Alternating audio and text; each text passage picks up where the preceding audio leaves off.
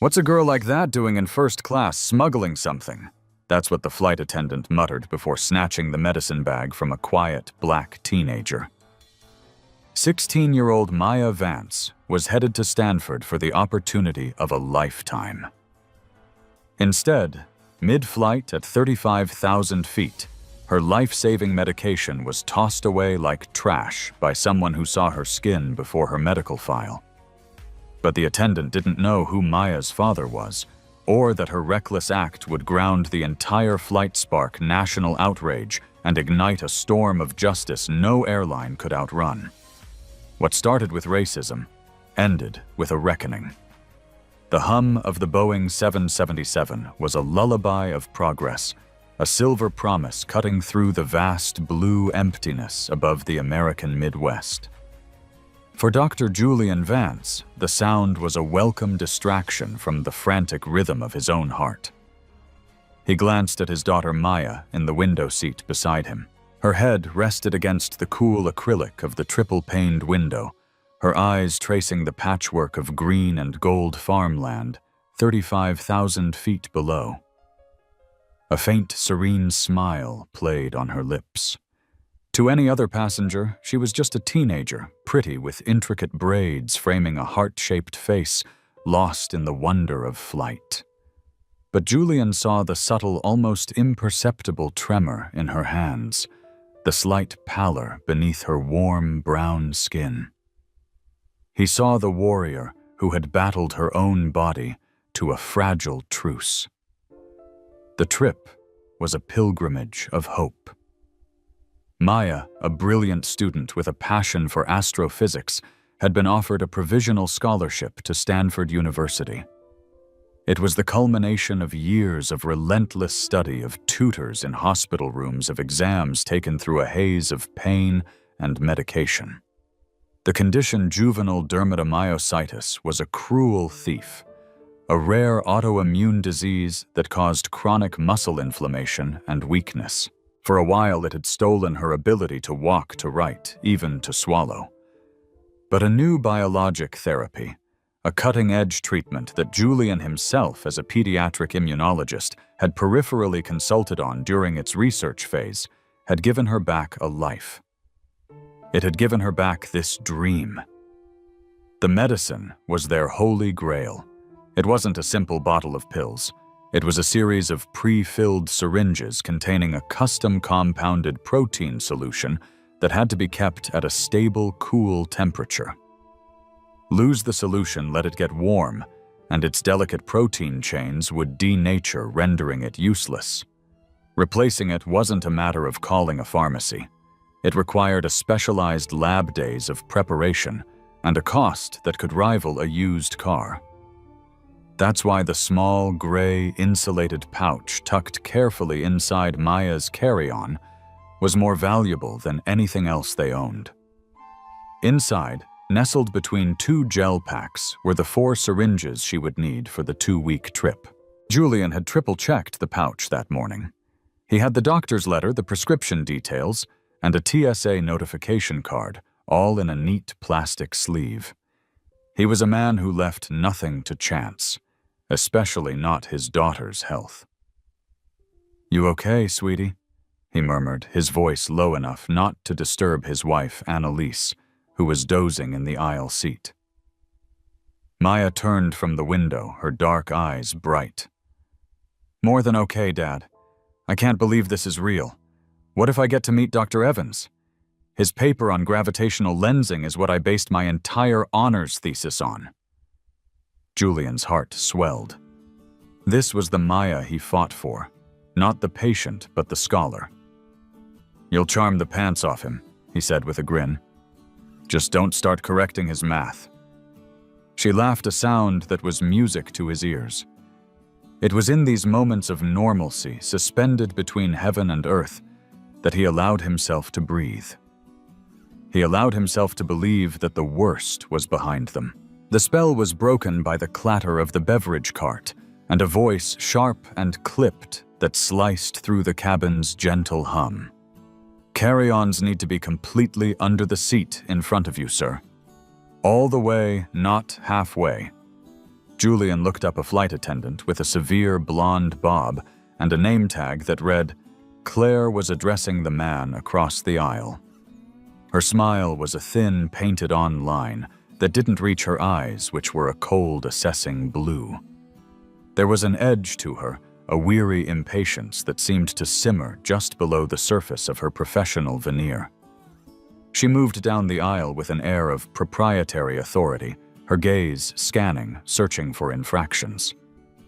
Julian nudged Maya's bag a little further under the seat with his foot, though it was already well out of the way. He was a man who avoided conflict. He understood rules and protocols, but he also understood people, and his clinical eye caught the micro-expressions on Claire Thornton's face as she continued her patrol.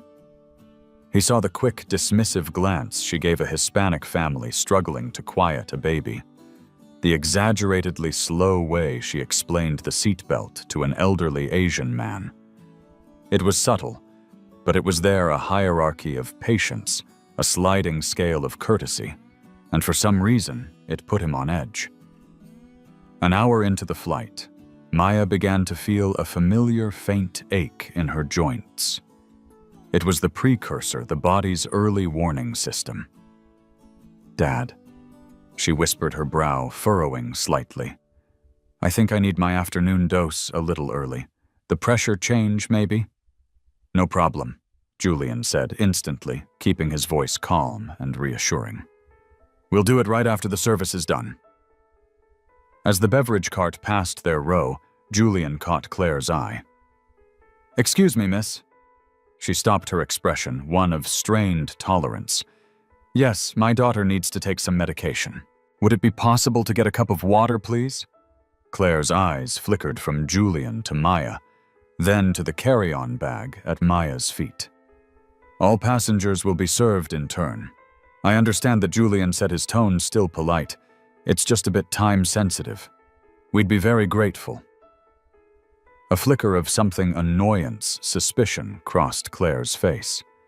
She sighed a theatrical exhalation of burden and poured a plastic cup of water from a large bottle, sloshing some onto the tray as she handed it over. "There." "Thank you," Julian said, ignoring the rudeness. He helped Maya pull her carry-on onto her lap. She unzipped the front pocket and retrieved the gray insulated pouch. It was discreet, no larger than a paperback book. As Maya's fingers, still with that slight tremor, worked at the zipper of the pouch, Claire, who had only moved one row down, turned back. Her eyes narrowed, zeroing in on the bag. "What is that?" she demanded, her voice suddenly sharp, cutting through the conversations of nearby passengers. Maya flinched, startled by the sudden interrogation. "It's my medicine pouch." Claire took a step back into their row, her body blocking the aisle. "Let me see it." It wasn't a request, it was an order. Julian felt a switch flip inside him. The calm, conflict-averse man receded, replaced by the fierce protector. "That won't be necessary," he said, his voice quiet but firm. "It's temperature-controlled medication for my daughter. I have all the required documentation right here if you'd like to see it." He gestured to the plastic sleeve in the seat-back pocket. Claire ignored him completely. Her focus was entirely on Maya, who now looked frightened, the pouch clutched in her hands like a lifeline. "Ma'am, I need to inspect that bag," Claire insisted, her voice rising in pitch and volume. "We have strict policies about liquids and unknown substances on board. You should have declared this." "It was declared," Julian countered, his own voice hardening. "It was cleared by the TSA. It's a medical necessity. You are not authorized to inspect it." He knew the regulations, he had studied them, but Claire was operating on a different set of rules, ones written by her own biases. Her eyes raked over Maya, a young black girl with what to an untrained and suspicious eye could be seen as a secret pouch. In Claire's world, this equation added up to a threat. "Sir, if you don't cooperate, I will have to involve the captain." She snapped, her face flushing with anger. "I am responsible for the safety of this flight." Before Julian could respond, before he could present the paperwork that would dismantle her entire premise, Claire did the unthinkable. She reached down, her movements swift and aggressive, and snatched the gray pouch from Maya's trembling hands. "Hey, Maya," cried out a sound of pure shock and violation.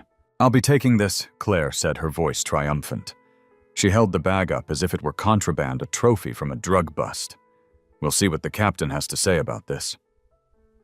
She turned on her heel and marched toward the front of the plane, leaving a stunned silence in her wake. Julian, Annalise, and Maya sat frozen for a second, the violation hanging in the air between them. The low hum of the engines suddenly sounded menacing. The fragile hope that had filled their little section of the cabin had been shattered, and in its place a cold, terrifying dread began to pool. The battle for Maya's health, a fight they thought they were winning, had just been reignited at 35,000 feet by a woman with a little bit of power and a whole lot of prejudice. The world seemed to shrink to the space between rows 14 and 15. The ambient noise of the cabin, the coughs, the clicks of laptops, the murmur of conversation faded into a dull roar in Julian's ears. His entire consciousness was focused on the retreating back of the flight attendant, Claire Thornton, as she disappeared through the curtain into the galley, clutching his daughter's life in her hand. "Julian, what just happened?" Annalise's voice was a sharp whisper, her sleep-fogged mind trying to catch up to the aggression they had just witnessed. She reached over her hand, finding Maya's. Maya was trembling, her eyes wide and fixed on the galley curtain shimmering with unshed tears. She took it. Maya whispered, her voice cracking. She just took it. Rage, cold and pure, surged through Julian. It was a feeling he rarely experienced. His life was one of control, of measured responses and careful calculations. But the sight of his daughter's fear and the sheer baseless audacity of the flight attendant's actions bypassed all his internal governors. Yet he knew that losing his temper would only validate Claire's narrative. They would paint him as the angry black man, aggressive and non-compliant. He had to be smarter, he had to be colder. He unbuckled his seatbelt. "Stay here," he said to Annalise and Maya, his voice a low, steady command that belied the storm inside him. "I'm going to get it back." As he stood up, a hand gently touched his arm. It was the man from across the aisle, the one Claire had admonished earlier. He was a middle-aged white man with kind eyes and a weary expression. "Be careful, man," he said softly. "She's on a power trip. I saw the whole thing."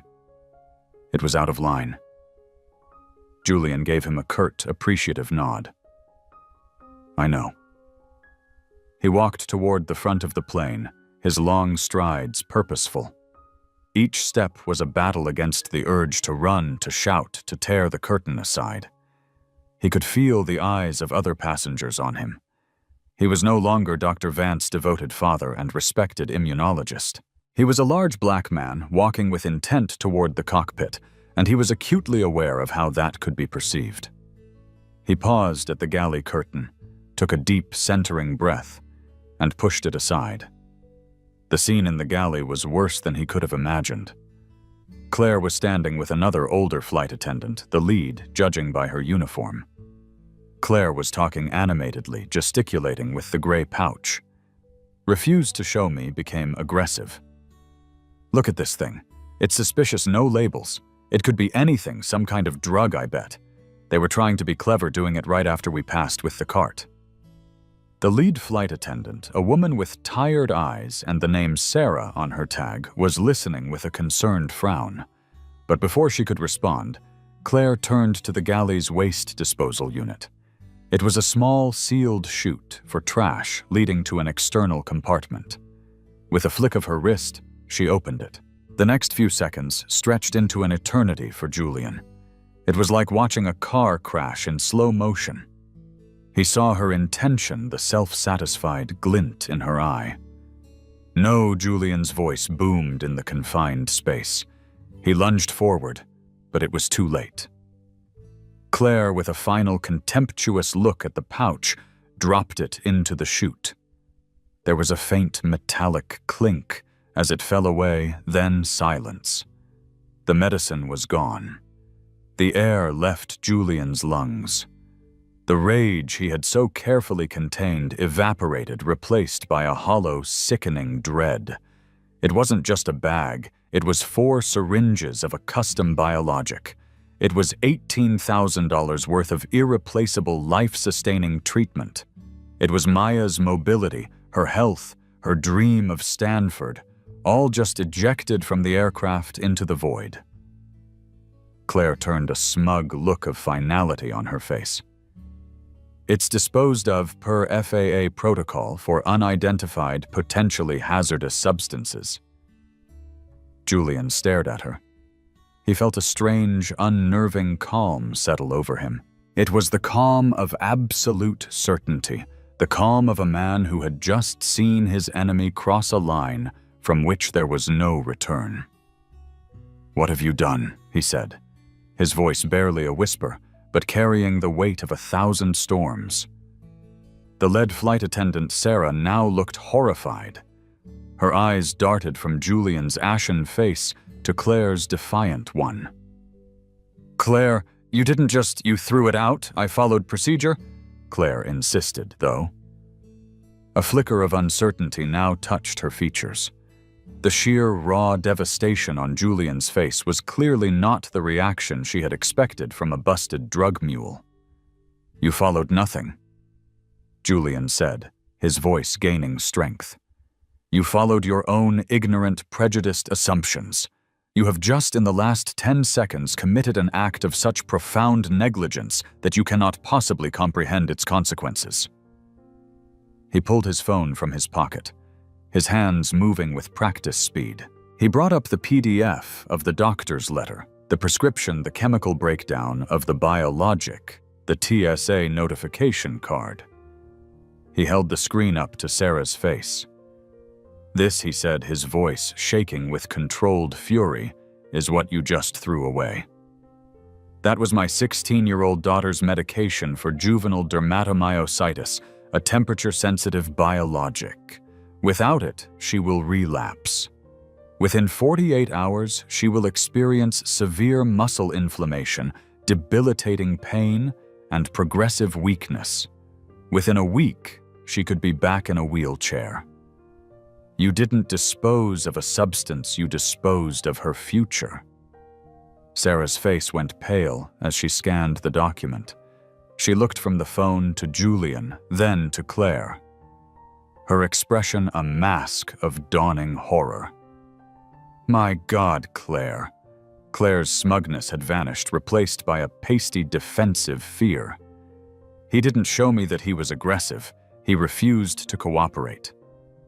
"I tried to show you." Julian roared, the last of his control finally snapping. "I told you I had documentation. You weren't interested in documentation. You were interested in exercising your pathetic, fleeting authority over a child. You saw a black family. You saw a mysterious bag, and you wrote a whole story in your head. And you chose to act on that disgusting little story instead of your training." He took a step closer, his height and sheer presence dominating the small space. "I am Dr. Julian Vance. I'm a pediatric immunologist at Johns Hopkins. I have consulted on the very clinical trials that developed that drug. I know the protocols for its transport better than you know the safety instructions on this aircraft. And you, in your infinite wisdom, have just actively endangered a child under my care." He turned his burning gaze back to Sarah. "I need to speak to the captain right now, and I need you to retrieve that bag." Sarah wrung her hands, her professional composure completely gone. "We can't. I mean the disposal chute, it's external, it's gone. It's not like the trash on the plane. It's gone." The finality of it hit Julian again, a physical blow, gone. He leaned a hand against the wall of the galley, the world tilting slightly on its axis. He could feel the vibrations of the engines through the frame of the plane, a cruel reminder that they were still hurtling forward, away from any possibility of retrieval, away from any source of help. He had never felt so powerless, but in that powerlessness a new resolve began to form, hard and sharp as a diamond. They had taken his daughter's health and thrown it away with the trash. They thought this was over. He straightened up his eyes, locking with Claire Thornton's. The fear in her eyes was now palpable, but it gave him no satisfaction. All he felt was a grim, chilling purpose. "Okay," he said the word, hanging in the air, heavy with unspoken threat. "Okay, you can't get it back, but you're going to land this plane." Sarah shook her head. "Sir, we can't just divert the flight." "You're not listening," Julian said, his voice dropping to a deadly calm. "I'm not asking you to divert. I'm telling you what's going to happen next. You have created a medical emergency on this aircraft, and I am going to hold every single one of you accountable. Now get your captain." He turned and walked back through the curtain, leaving the two flight attendants in the wreckage of their actions. The passengers who had overheard the confrontation stared at him, their faces a mixture of curiosity, sympathy, and alarm. He ignored them all. He sat down next to Maya, who was now crying silently, her face buried in Annalise's shoulder. He took her hand. It felt cold. "It's going to be okay, Maya." He lied. He had no idea if it would be okay. "Daddy's going to fix this." But as he looked out the window at the indifferent blue sky, he knew this was a different kind of fix. It wasn't about medicine anymore. It was about justice. The flight attendant had made her move. Now it was his turn, and he would not be gentle. The walk back to his seat was the longest of Julian's life. Every pair of eyes felt like an accusation, a question. He sat down the worn fabric of the seat, a poor cushion against the sharp edges of his reality. Annalise looked at him, her own eyes wide with a question he couldn't yet answer. "It's gone." Julian said the words tasting like ash. She threw it out. "It's gone." Annalise's face crumpled. A sharp, wounded sound escaped her lips before she stifled it. Her own training as a school principal, the instinct to remain composed in a crisis taking over. But Julian could see the terror behind her eyes. They both knew exactly what this meant. The carefully constructed dam holding back Maya's illness had just been dynamited. Maya lifted her head, her face streaked with tears. She threw it away.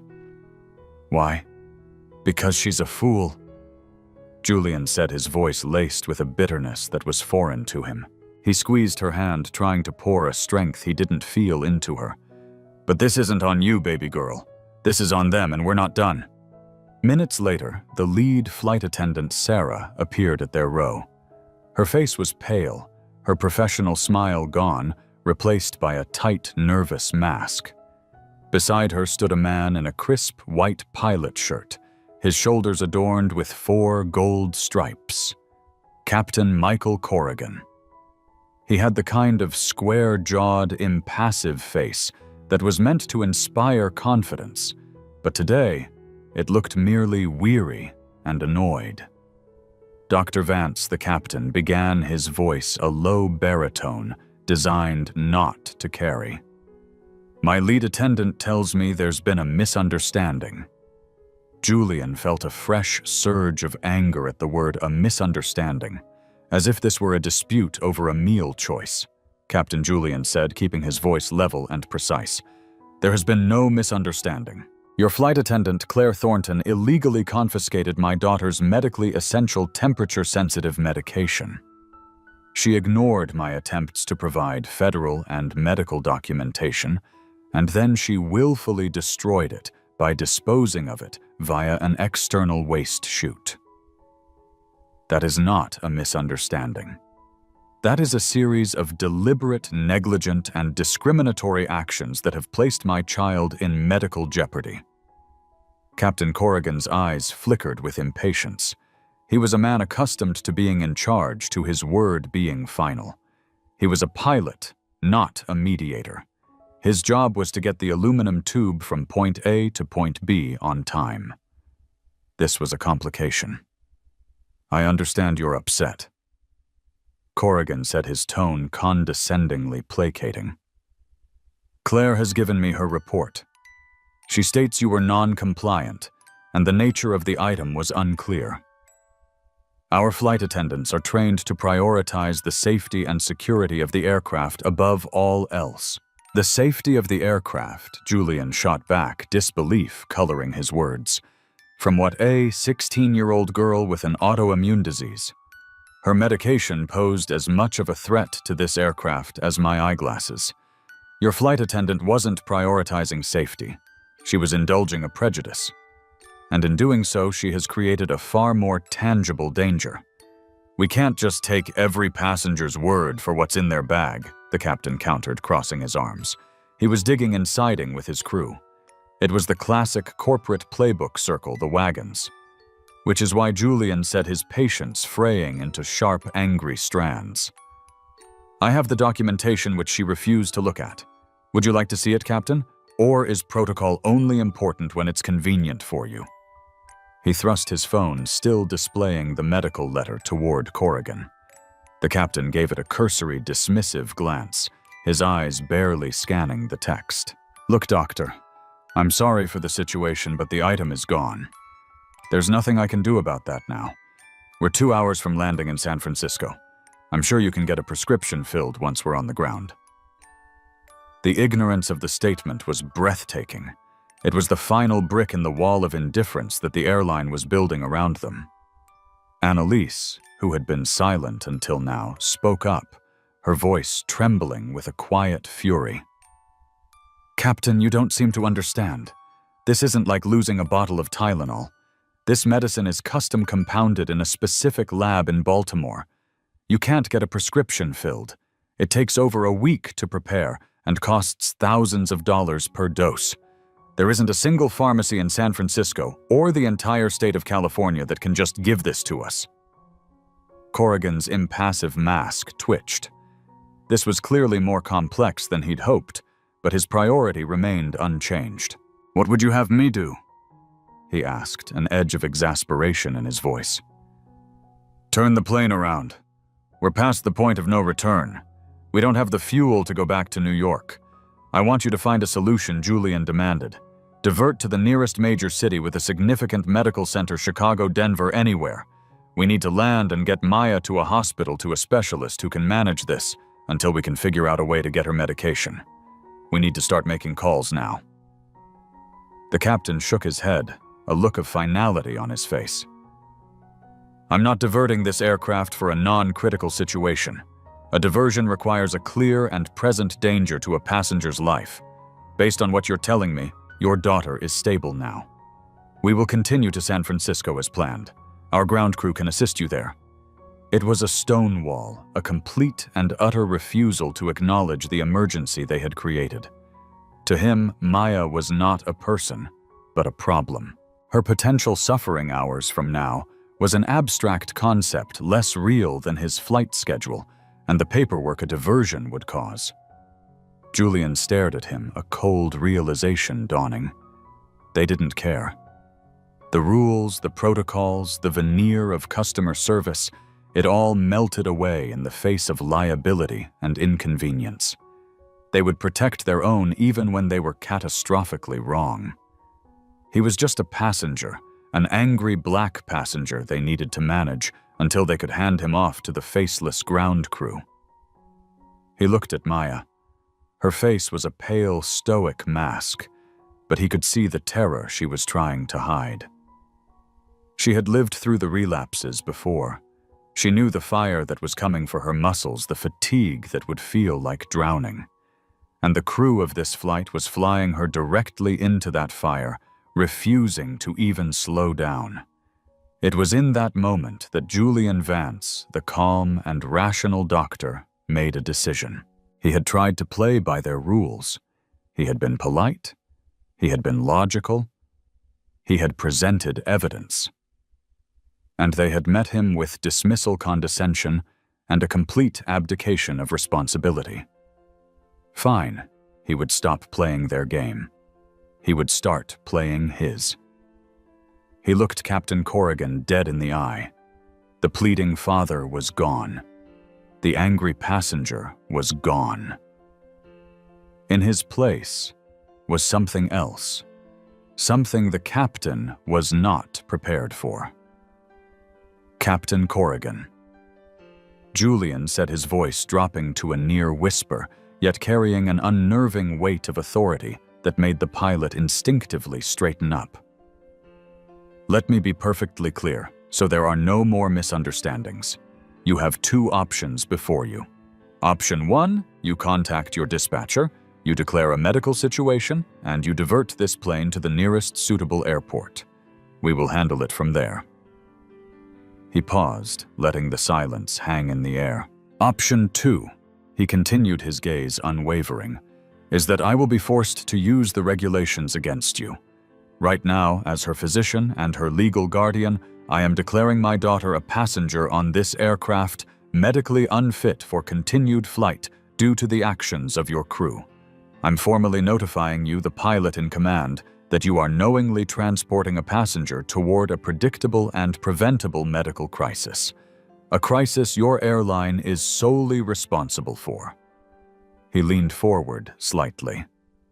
And if you continue on your current course, I will ensure that by the time we land, every single regulatory body from the FAA to the Department of Transportation knows that Captain Michael Corrigan and Ascend Air made a conscious decision to endanger a child. And I will use every ounce of my resources, both legal and medical, to ensure this becomes the defining moment of your career and your airline's reputation. The captain's jaw tightened. This was no longer a simple complaint.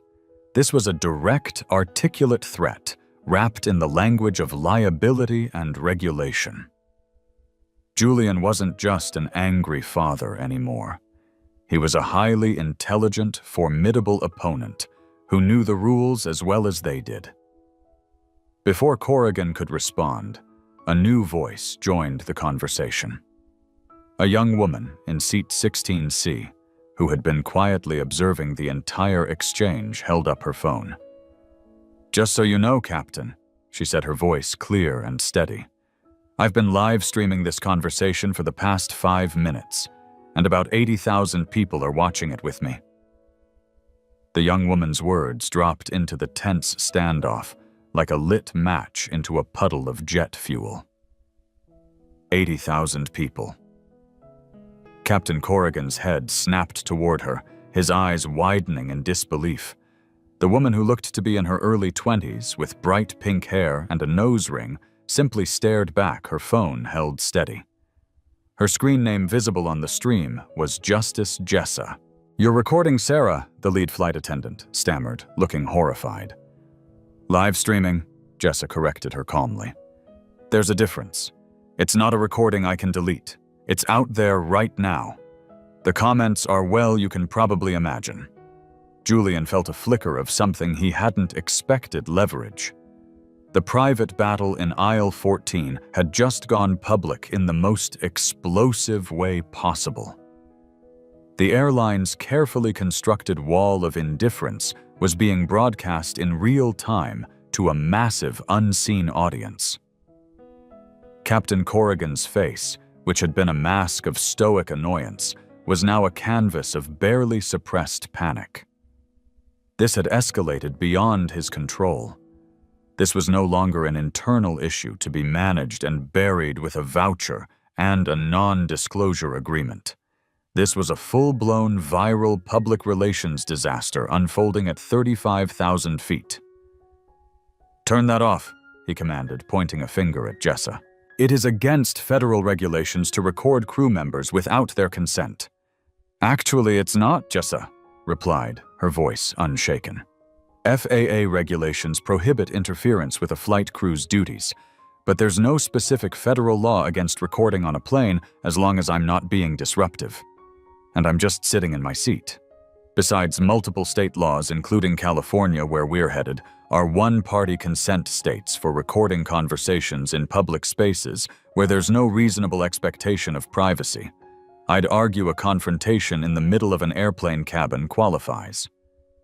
Julian almost smiled. The captain had just brought a knife to a gunfight, and the vlogger had just revealed she was armed with a law degree, or at least a very well-researched understanding of her rights. Corrigan was speechless. He looked from Jessa's phone to Julian's stony face, then back to his lead attendant. He was trapped. Every word he said was being judged by tens of thousands of people. Every second he delayed made him look more callous, more incompetent. Julian decided to press his advantage. He would not be distracted by the sideshow, however helpful. He recentered the issue on what mattered. The live stream is irrelevant to the core issue. Captain Julian said, his voice cutting through the captain's paralysis. You are the pilot in command. The decision rests with you. You have a passenger on board who is now without her life-sustaining medication because of your crew. You have been formally notified of this fact. Her condition will deteriorate. That is a medical certainty. Continuing to your scheduled destination is an act of willful negligence. That is a legal certainty. What is your decision? He had laid the trap perfectly. By formally declaring Maya unfit to fly, he had shifted the legal burden squarely onto the captain's shoulders. If Corrigan continued, and Maya had a severe relapse upon landing, or worse during the descent, the captain and the airline would be unequivocally liable. The NTSB and FAA investigations would be brutal. The fact that he was warned on camera and now on a live stream would be indefensible. His career would be over. Corrigan stared at Julian, the gold stripes on his shoulders seeming to weigh him down. He was no longer a commander. He was a man on a ledge with a long way to fall. He opened his mouth, then closed it. He looked toward the cockpit, as if the answers were on his instrument panel. Finally, he turned to Sarah. Get on the horn with dispatch, he said through gritted teeth, his voice a low, defeated growl. Advise them we have a passenger medical situation requiring a priority landing. Find the nearest suitable airport. Tell them we're diverting to Denver. Relief, sharp and overwhelming, washed over Julian. It wasn't a victory, not yet, but it was a retreat from the brink. Annalise let out a shaky breath beside him, her hand gripping his arm tightly. The captain gave Julian one last venomous look. We will be met by ground security and paramedics at the gate, Doctor. There will be a full inquiry. I welcome it, Julian said quietly. I'd suggest you have your union representative on speed dial.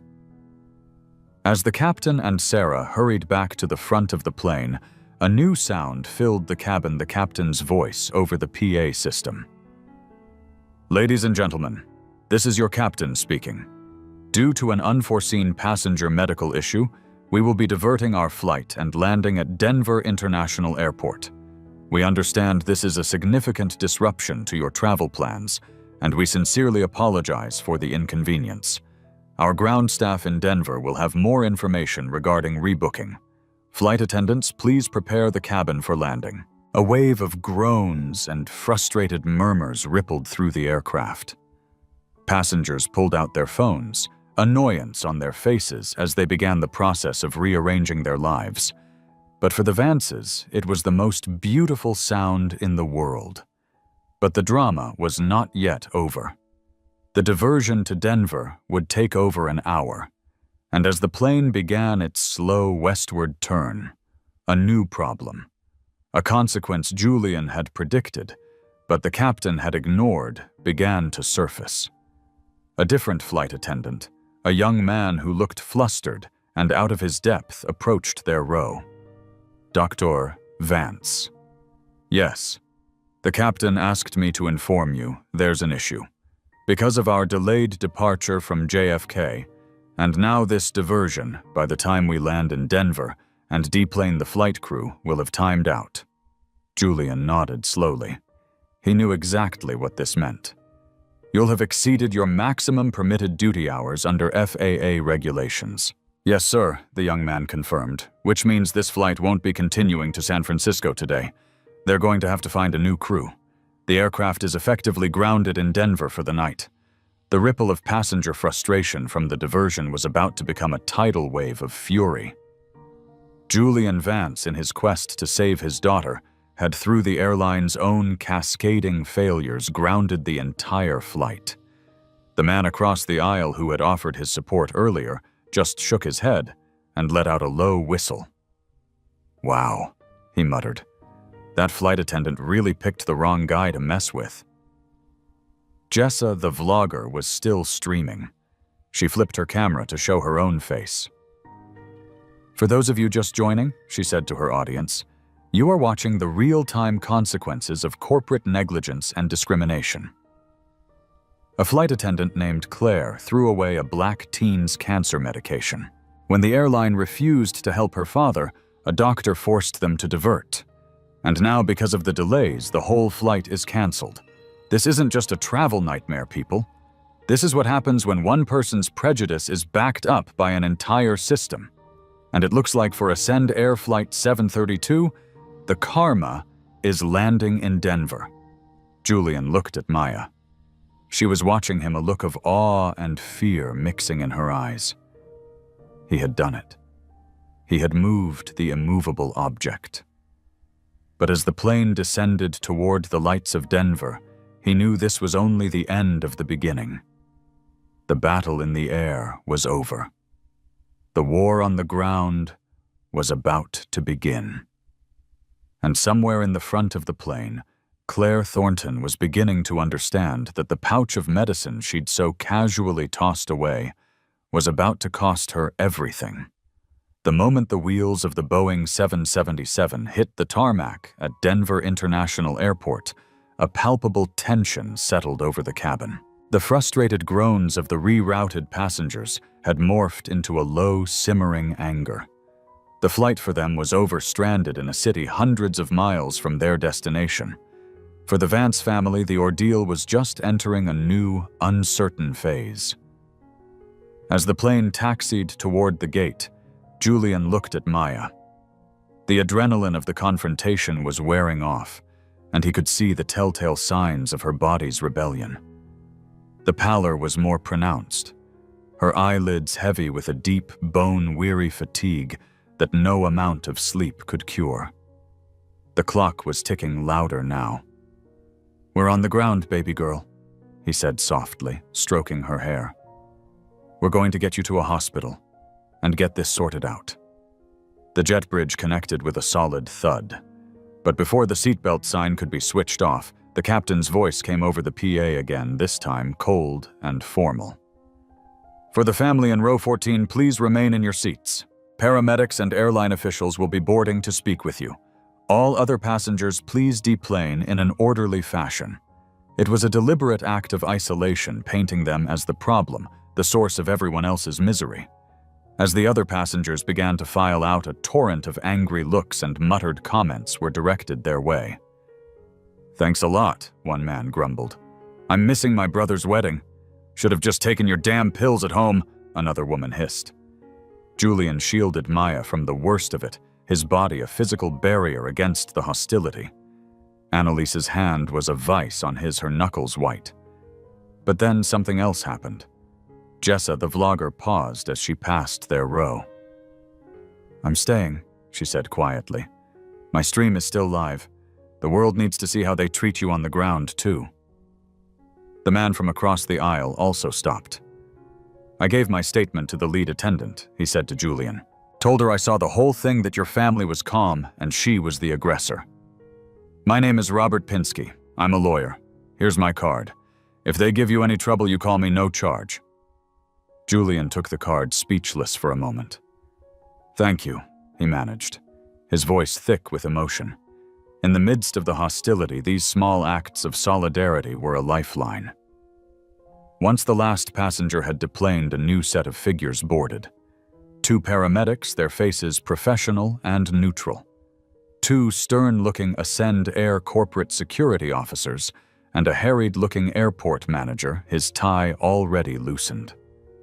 And behind them, her face a mask of pale, defiant fury, was Claire Thornton. She had been ordered to stay to face the music she had composed. The lead paramedic, a calm woman named Linda, knelt by Maya's seat. "Hi there," she said gently. "I hear you're not feeling well. Can you tell me what's going on?" While Annalise and Maya spoke with the paramedics, Julian stood to confront the officials. The airport manager, a man named Henderson, stepped forward. Dr. Vance Henderson began, his tone dripping with corporate formality. "We have a very serious situation here. A flight diversion, a full grounding, over 200 displaced passengers. We have a report from the flight crew of a passenger disturbance and non-compliance." Julian's eyes went cold. "A passenger disturbance. Let me be crystal clear. The only disturbance on this flight was caused by your employee, Miss Thornton."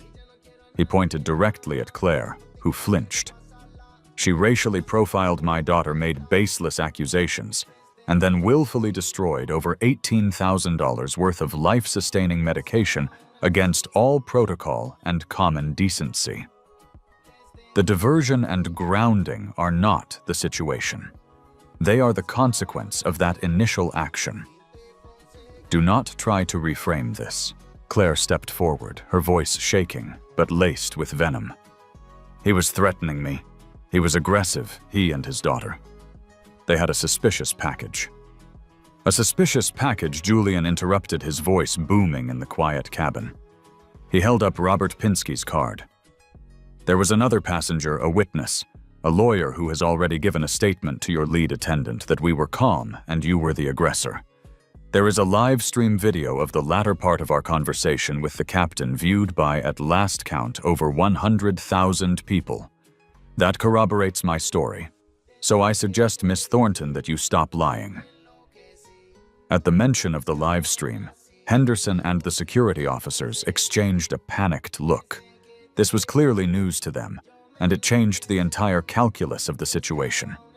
They were no longer just managing a disgruntled passenger. They were performing on a global stage. Henderson's entire demeanor shifted. The aggressive formality melted away, replaced by a desperate attempt at damage control. Okay, let's all just take a step back. Dr. Vance, our primary concern right now is your daughter's well-being. My daughter's well-being should have been your primary concern 3 hours ago, Julian retorted. Right now, my primary concern is getting her to the University of Colorado Hospital. Their rheumatology department is one of the best in the country. Your airline will be providing a private medical transport to get us there. You will also be booking us a suite at a hotel near the hospital for an indefinite period. And you will be covering every single cent of the medical bills we are about to incur because of your employees' actions. That is the bare minimum of what you will do, and it is non-negotiable." Henderson looked like he'd been slapped. He started to stammer about policy and procedure, but Julian cut him off. "There is no policy for this," Julian said. "You are in uncharted territory. And believe me, you do not want me as your navigator. Make the arrangements." Defeated Henderson nodded and furiously began typing on his phone. The paramedic, Linda, stood up. "Dr. Vance, your daughter is stable, but her blood pressure is elevated and her heart rate is tachycardic. Given her condition and the missing medication, I agree she needs to be taken for immediate evaluation." As the paramedics prepared to help Maya into a transport chair, Julian turned his attention one last time to Claire Thornton. She stood there isolated, watching her career and her life unravel. The corporate security officers were now looking at her not as a crew member to be protected, but as a liability to be contained. She looked at Julian, her eyes pleading for a scrap of understanding. "I have a son," she whispered so softly only he could hear. "He had a problem with drugs. I saw the bag, and I thought..." Julian looked at her, and for a fleeting moment he felt a sliver of something other than rage. He saw a person whose own past trauma had become a lens distorting the world into a landscape of threats. But that sliver of empathy was instantly incinerated by the image of Maya's frightened face. "Your trauma is not my daughter's burden," he said, his voice devoid of all emotion. "You didn't see a threat. You saw a target. You saw what you wanted to see, what your prejudice allowed you to see. And you chose to act on it. You didn't ask questions. You didn't verify. You didn't de-escalate. You accused, you confiscated, and you destroyed. Whatever happens to you now, Claire, you have earned it, every last bit of it." He turned his back on her and walked over to Maya, who was now being gently wheeled toward the jet bridge. Annalise was beside her, holding her hand. At the end of the jet bridge, as they entered the terminal, they were met by a sight that stunned them. A small crowd had gathered. Jessa was there, still streaming. But there were also airport employees, other passengers from their flight, who had seen the stream, and even a local news crew that had been alerted. And as Maya was wheeled through, they didn't see a problem or a disruption. They saw a young girl, a victim, and they began to applaud. It was a soft, sporadic clapping at first. Then it grew an impromptu wave of support and empathy that washed over the Vance family. Julian felt tears well in his eyes. He had fought so hard, felt so alone against the monolithic power of the airline. But he wasn't alone. The system was powerful, but it wasn't impenetrable. The truth, amplified by 100,000 voices, could still break through. As they were escorted toward the exit, Julian glanced back at the window overlooking gate B52. He could see Claire Thornton being led away by the corporate security officers, her face ashen. Her reckoning had begun. But Julian knew the real karma wasn't just about her downfall. It was about building something new from the wreckage. The fight was far from over. 6 months later, the world was a different place for everyone involved in Ascend Air Flight 732. The crisp autumn of Denver had given way to the biting winds of a Baltimore winter. But for the Vance family, a new season of life had begun. The aftermath had been a whirlwind.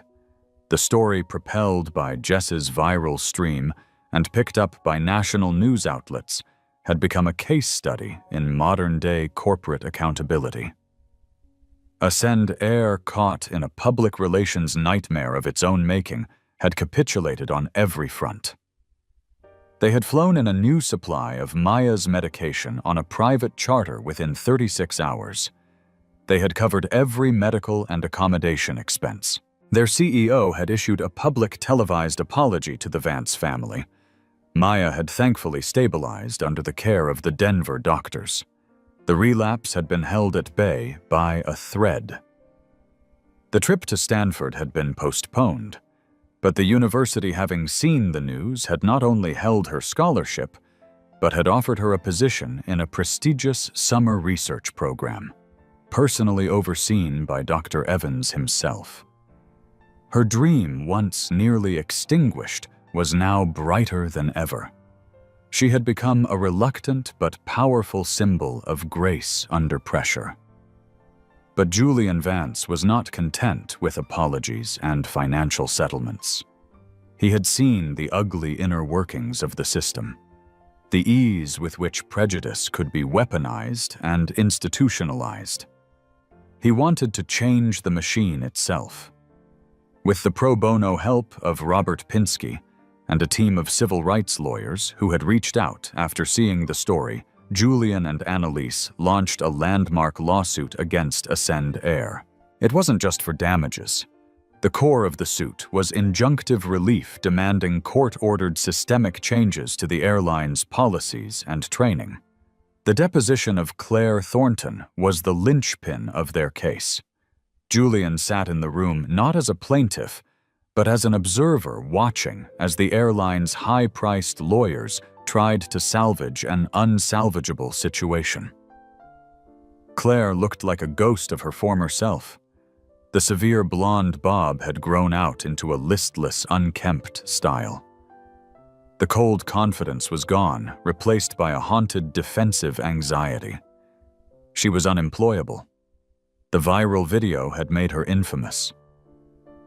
Airplane Claire, they called her in the dark corners of the internet.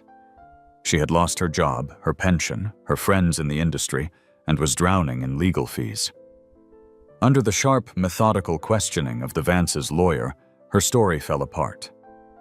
"Miss Thornton," the lawyer began, "you testified that you believed the medical pouch was suspicious. Is that correct?" "Yes," Claire whispered. "It was unmarked. They were being secretive." Secretive? Or was my client's daughter a minor simply nervous about administering her own medication in public? Claire didn't answer. "Let's talk about your search for precedent. Miss Thornton, in the 24 hours leading up to Flight 732, can you tell me what you searched for on your personal tablet?" Claire's lawyer objected, but the judge overruled him. The data had been subpoenaed. The lawyer produced a document. "Your search history shows multiple articles related to teenagers smuggling fentanyl. It also shows you spent nearly an hour on a forum for parents of drug addicts. Is that correct?" Claire sank in her chair. "My son," she started. "Your personal tragedy is noted, Miss Thornton," the lawyer said, not unkindly, but firmly. "But your job on that flight was not to project your personal trauma to paying customers. Your job was to follow FAA and company protocols. Did you at any point ask to see the TSA notification card that Dr. Vance repeatedly told you he had?" "Things were escalating," she mumbled. He was getting loud. "So your response to a passenger you perceived as getting loud was to confiscate and destroy their property, an action guaranteed to escalate the situation further, instead of, say, requesting a supervisor or the captain before taking action, as is stipulated in your own employee handbook." Section 4. Subsection B. Checkmate. Every answer she gave, every justification she offered, only dug her hole deeper. She hadn't followed protocol. She had followed a gut feeling, a feeling poisoned by her own past and her own biases. She had seen a black family and assumed the worst, and the system from the captain down had initially backed her play. 2 months later, Ascend Air settled. It was one of the largest settlements in aviation history for an incident not involving a crash. The monetary sum was staggering, but it was the other terms that Julian cared about. The airline was forced to completely overhaul its training programs for all 20,000 of its public-facing employees. The new program, named the Maya Vance Protocol, was a mandatory multi-day course on disability awareness handling of medical devices and medication de-escalation techniques, and most importantly, implicit bias recognition. And the lead consultant hired by the airline to help design and implement this new curriculum was Dr. Julian Vance. The ultimate karma wasn't just punitive, it was restorative. Claire Thornton's life had been irrevocably altered, a direct consequence of the choice she made in that galley. She had become a cautionary tale, a symbol of prejudice's high cost. Her name was now synonymous with disgrace. She had lost everything she valued, a painful, unrelenting echo of the future she had tried to steal from Maya. But for the Vances, the outcome was transformative. They used a significant portion of the settlement to establish the Maya's Wings Foundation, a nonprofit dedicated to providing financial and logistical support to families of children with rare autoimmune diseases, helping them with the staggering cost of medications and travel for treatment. The story, which had started with an act of baseless cruelty, had ended with a legacy of hope. The hard karma that had hit Claire Thornton wasn't just a personal downfall. It was the seismic shockwave that had cleared the way for systemic change, ensuring that countless other Mayas on countless other flights would never have to endure what she did. Justice hadn't just been served, it had been used as a foundation to build something better. That single terrifying moment on Flight 732, the clash of prejudice and principle at 35,000 feet, ended not just with one person's downfall, but with a ripple effect of change that no one could have predicted. It's a stark reminder that the actions of one person, when backed by a silent system, can cause untold damage. But it's also a powerful testament to the fact that one family armed with truth intelligence and an unbreakable will can bring that very system to its knees. The story of the Vances and Claire Thornton is more than just drama. It's a lesson in accountability. It shows that karma isn't always a mystical force.